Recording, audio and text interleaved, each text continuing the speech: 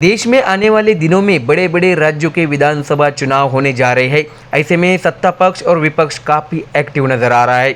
इस बार खबर महाराष्ट्र से है। महाराष्ट्र विधानसभा का कार्यकाल 26 नवंबर को खत्म होने जा रहा है। अनुमान लगाया गया था कि विधानसभा चुनाव अक्टूबर में होंगे, लेकिन आज चुनाव आयोग की प्रेस कॉन्फ्रेंस हुई। हालांकि चुनाव आयोग ने महाराष्ट्र चुनाव के कार्यक्रम की घोषणा नहीं की है। चुनाव आयोग ने प्रेस कॉन्फ्रेंस में साफ कर दिया है कि झारखंड और महाराष्ट्र दोनों राज्यों में चुनाव जम्मू कश्मीर और हरियाणा राज्यों के चुनाव के बाद होंगे। आपको बता दें कि झारखंड विधानसभा का कार्यकाल 4 जनवरी 2025 तक है, जबकि महाराष्ट्र का 26 नवंबर तक है।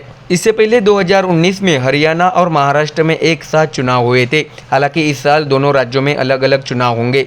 राजनीतिक विशेषज्ञों का अनुमान था कि राज्य में दिवाली से पहले चुनाव होंगे, लेकिन अब चुनाव आयोग ने साफ संकेत दिया है कि चुनाव दिवाली के बाद होंगे। बड़ी खबर यह है कि क्या महाराष्ट्र चुनाव की तारीख घोषित न करने के पीछे कोई राजनीतिक कारण है, ऐसा प्रश्न पूछा गया।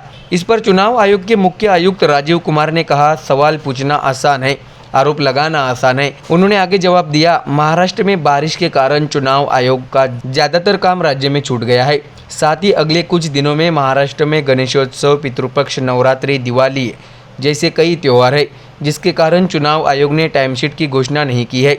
आयुक्त ने कहा कि इसी कारण से चुनाव की तारीख की घोषणा नहीं की गई। आपको बता दें कि आयोग का जवाब राजनीतिक गलियारों में चर्चा का विषय बन सकता है। विपक्ष लगातार आरोप लगा रहा है कि राज्य में दिवाली के बाद चुनाव होंगे, और आज प्रेस कॉन्फ्रेंस में आयोग ने कुछ तस्वीरें साफ कर दी है। तो वही जम्मू कश्मीर में 3 चरणों में मतदान होने जा रहा है। पहले चरण का मतदान 18 सितंबर को होगा, तो वही दूसरे चरण का मतदान 25 सितंबर और तीसरे चरण का मतदान 1 अक्टूबर को होगा, और नतीजे 4 अक्टूबर को घोषित किए जाएंगे। वही हरियाणा में एक ही चरण में मतदान होगा। 1 तारीख को मतदान होगा और 4 तारीख को हरियाणा राज्य विधानसभा के नतीजे घोषित किए जाएंगे। यानी चुनाव आयोग के मुख्य आयुक्त की ओर से दी गई जानकारी के मुताबिक अनुमान है कि अक्टूबर के तीसरे हफ्ते या आखिरी हफ्ते में कार्यक्रम की घोषणा की जाएगी, और नवंबर में दिवाली समाप्त होते ही राज्य में चुनाव प्रक्रिया पूरी कर ली जाएगी। तो देखा आपने, अब चुनाव आयोग की इसी बयान से महाराष्ट्र में विपक्ष काफ़ी आग बबूला हो सकता है। ऐसे में राज्य में एक बार फिर राजनीति गर्मा सकती है। Bureau report, MDR news.